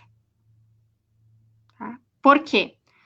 Porque é um modo de produção no qual ainda existem classes sociais, só que a classe trabalhadora é o proletariado que está no poder. Tá?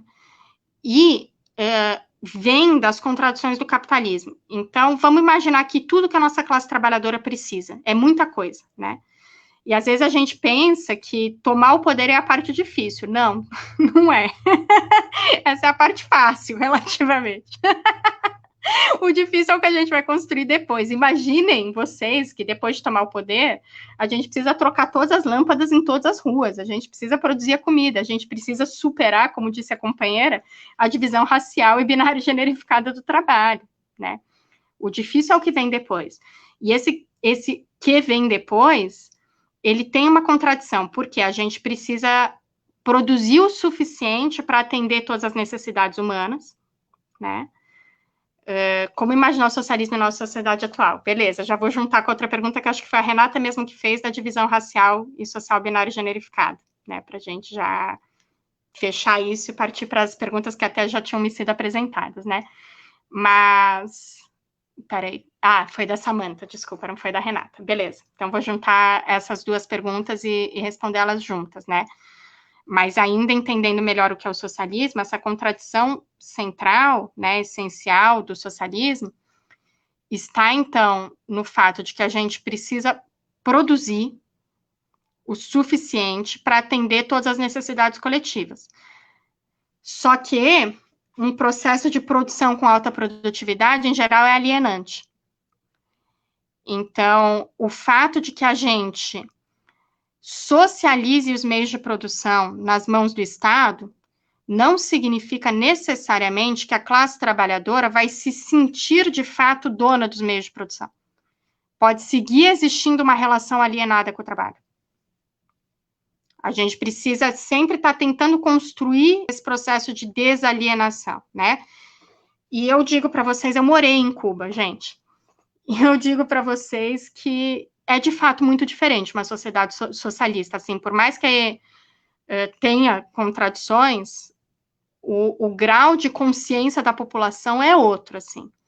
É muito doido, que as pessoas realmente se sentem, em muito maior medida, donas daquilo que elas produzem, sabe? As pessoas, é outra relação com o trabalho. Aqui a gente trabalha, na sociedade capitalista, a gente trabalha em grande medida porque a gente é obrigado, né? Numa sociedade socialista, eu realmente vi com esses olhos aqui, que a terra há de comer, muita gente trabalhando por consciência de que o trabalho é necessário para a sobrevivência coletiva, de que a gente está trabalhando para produzir tudo que existe, que isso é lindo, e realmente gostar de trabalhar e desfrutar o seu trabalho. Né? Então, são relações de vida diferentes, mas tem contradição também. Por isso, né, porque necessariamente para construir essa nova sociedade, a gente precisa socializar os meios de produção, e socializar os meios de produção não garante em si, não é automático isso. Socializar os meios de produção não garante um processo de consciência coletiva. Esse processo de consciência coletiva é uma construção histórica. E aí eu passo, então, para a pergunta da Samantha e da Renata, né? Como que a gente garante isso, né? Como imaginar o socialismo hoje em dia? Como superar a divisão racial binária e generificada do trabalho? É com muita consciência do que a gente quer construir. É superando uma concepção dogmática que essencialize, né? Por exemplo, um socialismo que não reconheça que a divisão sexual binária e generificada ou a divisão racializada do trabalho existem, nunca vai poder contribuir para superá-las, né?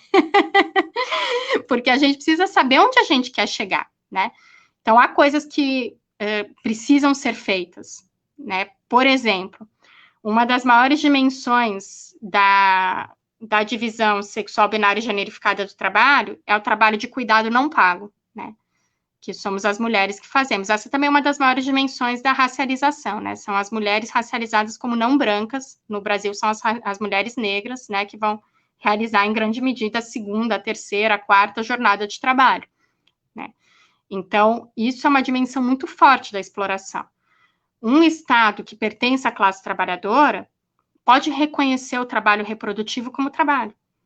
Pode valorizar o trabalho reprodutivo, pode ter comedores coletivos, pode ter um sistema de educação importante, pode ter a criação das crianças não baseada só na família mononuclear, né? Pode ter uma criação socializada das crianças, né? Um sistema que tenha um Estado na mão da classe trabalhadora pode atuar ativamente para que a população negra não seja desvalorizada em relação à população branca e não tenha acesso apenas a determinados ramos de reprodução da sua própria vida, né? E isso é absolutamente necessário, só que a gente precisa ter consciência de que essas são dimensões da divisão social do trabalho para poder construir esse processo, né? É necessário consciência coletiva. A contradição principal da construção do socialismo é o processo de construção de consciência coletiva, né? Porque ele é uma tentativa, isso que eu falei sobre a teleologia, o que a gente projeta no processo de trabalho individual, né? Se eu vou fazer essa vela, né? Eu projeto ela na minha cabeça, né? E o socialismo, ele quer reconhecer a teleologia como capacidade humana coletiva. Quer construir teleologia coletiva, controle coletivo sobre o processo de produção. Tá? Porém, a partir da sociedade capitalista. Então, isso sim tem contradições. Eu diria que os processos de construção socialista que a gente teve, né, eu reivindico eles todos. Tá? Eu não eu não sou contra absolutamente nenhum processo de construção socialista da história, pessoalmente. Eu reivindico eles todos. Eu acho que eles fazem parte da minha história. Eu acho que eles são rechaçados justamente a partir dessa construção da Guerra Fria, né, que vai colocar uma perspectiva muito anticomunista no mundo. E eu acho que reivindicar os nossos processos de construção histórica não precisa significar achar que não houve contradições e que não houve problemas nesses processos, né? Se a gente for pensar as revoluções burguesas, por exemplo, a primeira revolução burguesa foi a Revolução Inglesa, em 1640. O último Estado feudal caiu na Primeira Guerra Mundial. São quase 300 anos de processo revolucionário burguês. Né? Os processos de revolução proletária são jovens no mundo. Eu sei que, para a perspectiva da idade nossa individual, né, tipo, parece que faz muito tempo, mas não faz nada em termos históricos, né? O campo socialista, a União Soviética caiu, tem nem 30 anos. 30 anos não é nada em termos da história. O tempo da nossa vida é diferente do tempo da história, né? E, às vezes, isso é muito difícil nos processos de construção política, porque a gente precisa construir coisas que talvez a gente não venha a ver, né? A gente precisa lutar, né? Eu pessoalmente, eu não acho que eu vou chegar a ver o fim da divisão racial e da divisão binário generificada do trabalho. Eu acho que eu não vou estar viva quando a gente conseguir, de fato, acabar com elas, mas isso não é motivo para não lutar, pelo contrário, porque eu tenho absoluta certeza de que se um dia, enquanto humanidade, coletivamente, a gente conseguir colocar fim a isso, é porque eu lutei, e porque todo mundo que está vivo hoje e não vai ver, lutou. Né? A gente vai ver muitas conquistas, a gente talvez não veja efetivamente o fim das classes sociais, e efetivamente uma transição, né, para o socialismo de maneira hegemônica no mundo, mas eu tenho certeza que a gente vai ver mais processos de transição na vida e que a gente vai participar pela construção deles, né? E como eles são construção histórica, eles não estão dados, eles não estão determinados. A gente precisa lutar pelo marxismo que a gente quer. A gente precisa lutar pela construção dos processos que a gente quer, porque o marxismo também é construção histórica. Né? Não é rechaçar o marxismo, não é rechaçar os processos revolucionários do século XX. É lutar pelo que a gente quer construir. Né? E eu, assim, eu tenho plena certeza, absoluta certeza que é só de luta que se faz conquista. Absoluta e total certeza, né? Então, me parece que é isso, né? Como superar, como construir o socialismo hoje em dia? Através da luta. Eu acho que não existe qualquer fórmula a priori que a gente possa ter, então o socialismo vai ser construído assim. Eu acho que é um equívoco, eu acho que é um erro. Porque é só no processo revolucionário que a revolução se dá. Não dá para construir sujeito revolucionário fora do processo revolucionário. O que a gente pode fazer é lutar para construir esses processos, né? E nos momentos em que a gente estiver tendo vitórias, né, na luta de classes, é claro que esses processos vão estar sendo mais determinados, mas no momento que a gente está vivendo agora, a gente está disputando também o sentido dessas vitórias. Né? Os momentos de refluxo, os momentos de derrotas, são muito importantes, porque é nesse momento que a gente está disputando qual é o sentido que vão ter as novas vitórias da classe trabalhadora. Né? É nesse momento que a gente está disputando, por exemplo, se a gente vai querer se organizar só sob uma perspectiva desenvolvimentista, ou se a gente quer algo além disso, né? Mas, pessoalmente, eu acho muito importante também, e eu quero deixar isso claro, é a minha posição, né? Que a gente também está disputando se a gente vai reivindicar a história do socialismo no mundo ou não. E eu não acho que a gente deve jogar fora os processos de construção socialistas. Pelo contrário, eu acho que a gente deve reivindicá-los com unhas e dentes. Todos eles. Reivindico todos eles. Tá? Acho que não seria possível pensar, por exemplo, o fim da Segunda Guerra Mundial sem a União Soviética. E não é possível entender o que aconteceu na União Soviética sem entender que a União Soviética teve 26 milhões de mortos na Segunda Guerra Mundial. Estamos falando aqui de 80 mil mortos com o Covid. A União Soviética teve, vou repetir, 26 milhões de mortos na Segunda Guerra Mundial. Essa é a nossa história. Né? E é meio que isso, tá? Isso seria, acho que, o central. Aí eu recebi várias perguntas. Não sei se a gente passa aqui para elas, que me mandaram já antes. Tem todas as que foram feitas aqui durante, deve ter mais, né? E tem já várias outras que estão aqui. Vou passar para elas, que são todas perguntas que eu acho maravilhosas. Posso? Isso, porque eu acho que algumas já até respondeu, né?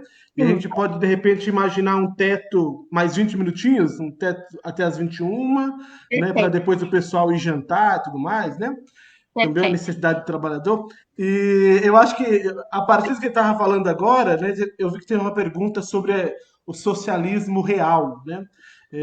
Então, como que a gente discute isso, né? O socialismo real a gente vai colocar e deixar de lado ou não, né? A gente vai pegar isso, aprender com a história e dar continuidade, né? Como um processo que é contínuo. O próprio Peterson já respondeu a pergunta, certo? A gente vai pegar nisso, com a história e dar continuidade. Minha gente, o socialismo real é nosso. É nosso. E essa própria separação entre socialismo real e socialismo, o quê? Imaginário? Tipo, ideal, utópico, não é o ideal, o utópico que a gente quer, o que a gente quer é o real. E não dá para construir uma nova sociedade sem contradições, né? A liberdade está sempre circunstanciada. Então, acho que podemos sim partir dessa, né? O que é isso que chamam de socialismo real? Eu acho um nome péssimo. Eu não uso, por exemplo. Eu chamo de socialismo, porque eu acho que já parte de uma contraposição idealista de que seria possível um socialismo no papel, e, de fato, no papel, né, só por escrito as coisas ficam lindas, né? Só por escrito não tem contradição, não tem problema, não tem defeito, não tem, né? Não tem problema nenhum no papel. Mas, na realidade, os processos são construídos historicamente, né? E eu acho que é isso, é tentar aprender com os erros do passado para cometer erros novos, mas a gente não pode ter ilusão de que a gente não vai cometer erros. Né? Vai ter problemas, qualquer processo revolucionário vai ter problemas e pode ter muitas idas e vindas ainda. E todas as nossas derrotas pontuais, eu queria muito frisar isso. Todas as nossas derrotas pontuais, elas podem fazer parte de um processo de vitória histórico. Não é porque a gente sofre uma derrota aqui ou ali que isso é um processo fadado à derrota, né? Pelo contrário, a gente aprende, né? E a gente vai construindo. Então, é redundância falar em socialismo democrático? Olha, na minha opinião, não é redundância por conta da história, mas é. Eu acho que é outro termo que eu não uso, tá? Assim como socialismo real, eu também não uso socialismo democrático, porque eu penso que falar em socialismo democrático vem de um processo na história do próprio socialismo que considerou algum socialismo como autoritário. E eu acho que essa visão de socialismo autoritário, ela tem muito a ver com o que eu estava falando agora da Guerra Fria e de jogar fora a nossa própria história, sabe? As experiências mais autoritárias no socialismo, eu acho que muitas vezes assim, existe uma tendência a comparar, né? Ah, então Stalin e Hitler são a mesma coisa. Não são, minha gente. Não são, tá? Não são mesmo. Assim, são formas de sociabilidade completamente diferentes, são formas de sociedade completamente diferentes. Acho que a própria categoria de autoritarismo, né, que foi formulada dentro de uma linha Foucaultiana, e ela é defendida principalmente pela Hannah Arendt, enfim, tem toda uma série de autores que usa, eu acho que esvazia os processos de conteúdo, sabe? Porque não é a mesma coisa. De maneira alguma é a mesma coisa. E me parece que a formulação conceitual de socialismo democrático, ela vem, historicamente, ela bebe dessa concepção de autoritarismo, né? Então, eu não uso o termo socialismo democrático. É claro que eu defendo, né, processos de participação da classe trabalhadora na construção do socialismo, mas eu não defendo como conceito socialismo democrático, porque eu acho que só existe como conceito se eu for contrapor a uma noção de autoritarismo que eu acho que iguala processos históricos muito diferentes e iguala as experiências socialistas ao pior do capitalismo, e não me parece que isso seja verdade. Eu acho que é uma falsificação da nossa história, né? Esse conceito vem em consequência do outro, né? Já que a gente vai questionar o socialismo, criar o que a gente chama de socialismo real, vamos diferenciar, né? O nosso é democrático, como se os outros nem um pouco. Exatamente. E acaba incorrendo muito no liberalismo, que é o que eu estava falando. Por quê? Ao invés de reconhecer as contradições históricas dos processos reais, cria uma noção abstrata de democracia, uma noção abstrata de liberdade, né? E acaba sendo muito burguês, eu acho, né? Acaba tendo concepções aí muito liberais sobre democracia, sobre liberdade, né? Porque só o que existe, né? E a gente não pode jogar fora a nossa história, né?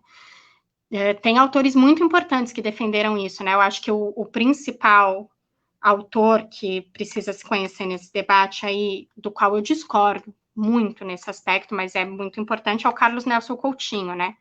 Que foi um dos principais teóricos da própria fundação do PT e é alguém importante, né, na história da classe trabalhadora brasileira. Ele tem um livro que chama Democracia como Valor Universal, que eu acho que é a matriz teórica principal dessa noção no Brasil de socialismo democrático, né?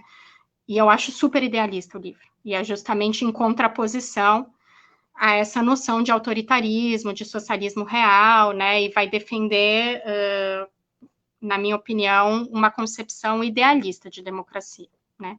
Estou aqui falando coisas perigosas, porque eu estou, né, me batendo com o Carlos Nelson Coutinho, minha gente. E eu trabalho na Escola de Serviço Social da FRJ. Mas eu discordo bastante, tá? Aí alguém perguntou, não sei nada de teoria, mas já falaram que o que eu faço na periferia é socialismo. Como eu sei o que é, eu acho que já está meio respondida, né? Não é socialismo no sentido de ser o modo de produção socialista, porque a gente precisa que isso seja uma construção coletiva, precisa tomar o poder para o que a gente faz como trabalho político ser socialismo enquanto modo de produção. Mas sim, o trabalho de base na periferia é socialista, muitas vezes, né? Se te falaram isso, provavelmente deve ser, enquanto corrente político-filosófica, né? Se você está defendendo a luta da classe trabalhadora, está defendendo a desmercantilização, está defendendo valores comunitários, está defendendo a superação do capitalismo, você está fazendo um trabalho socialista, né?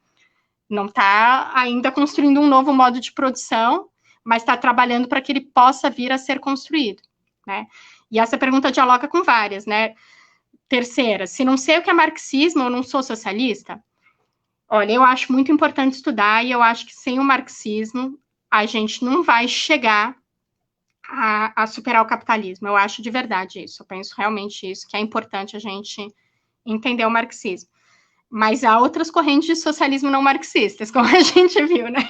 Então, sim, você pode ser socialista e não ser marxista. Na minha opinião, a mais frutífera é a marxista, justamente porque a gente precisa entender o capitalismo, né? Agora, eu prefiro 1000 vezes, pessoalmente, eu prefiro 1000 vezes uma militante ou um militante socialistas que milita de fato, né, e não acha que o marxismo fica nos livros, do que o melhor acadêmico academicista que nunca entendeu o que é o marxismo de fato. Né? Tem um bando de colegas meus da academia Como que não que fazem... coloca palmas aqui? Como coloca palmas? Né? Tô aqui, tô fazendo afirmações perigosas, né? Mas eu acho que é muito importante para a gente, enquanto classe trabalhadora, fazer atividades de formação, se formar coletivamente, estudar, entender melhor o capitalismo, né? Ter o marxismo como instrumento para o socialismo, é isso? Sim, é isso. Acho muito importante. E acho que é isso. Tem uma última pergunta aqui sobre religião, as outras eu acho que estão meio que respondidas, já que se dialogou, né? Então, por que temos tantas variações de conceitos do que é socialismo? Já está respondida. Eu não gosto de ler, por isso eu nunca vou saber de verdade o que é socialismo. Todo mundo tem que ler o Marx, acho que eu já respondi. Talvez não ler diretamente, né? Se você achar que não consegue, mas eu acho que é acessível sim e que dá para a gente ler coletivamente. Vem aí fazer o curso do Capital no YouTube. Bora.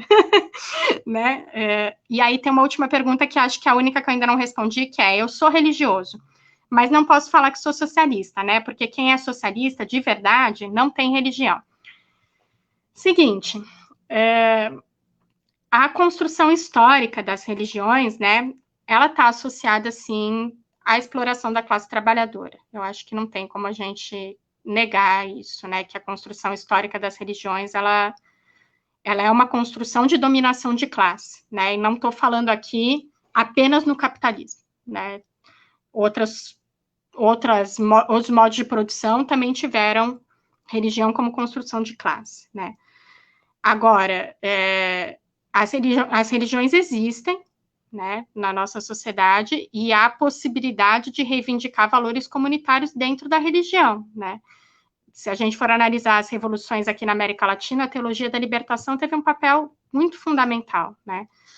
E acho que é diferente defender, né, uma perspectiva religiosa a partir da classe dominante ou defender uma perspectiva comunitária, defender religiões de matriz africana, né, defender, enfim, o socialismo cristão. Eu acho que é diferente. Me parece que é importante a gente entender o que é o capitalismo, a gente não ficar apenas com uma concepção, porque às vezes a religião tem uma concepção socialista só pela caridade, e a caridade não vai resolver o nosso problema, né?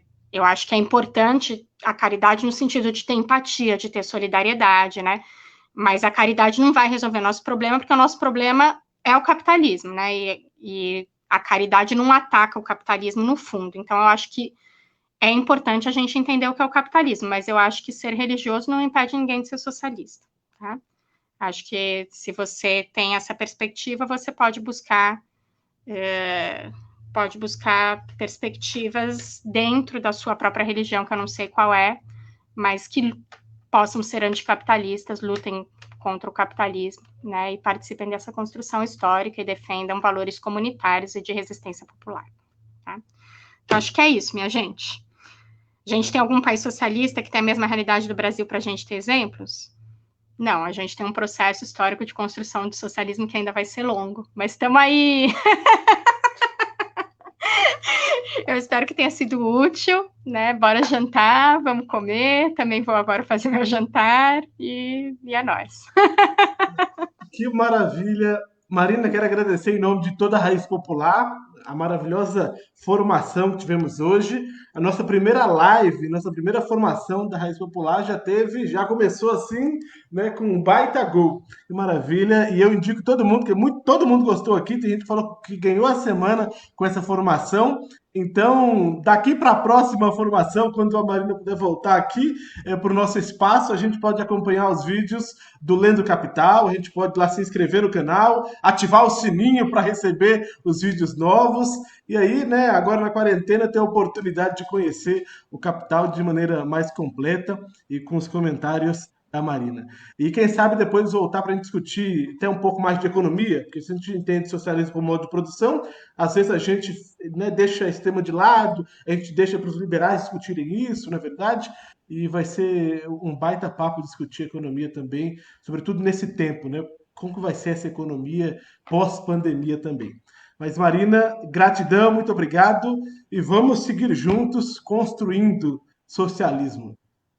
Vamos aí. Até mais, compas. Obrigada também pelo convite. Até mais.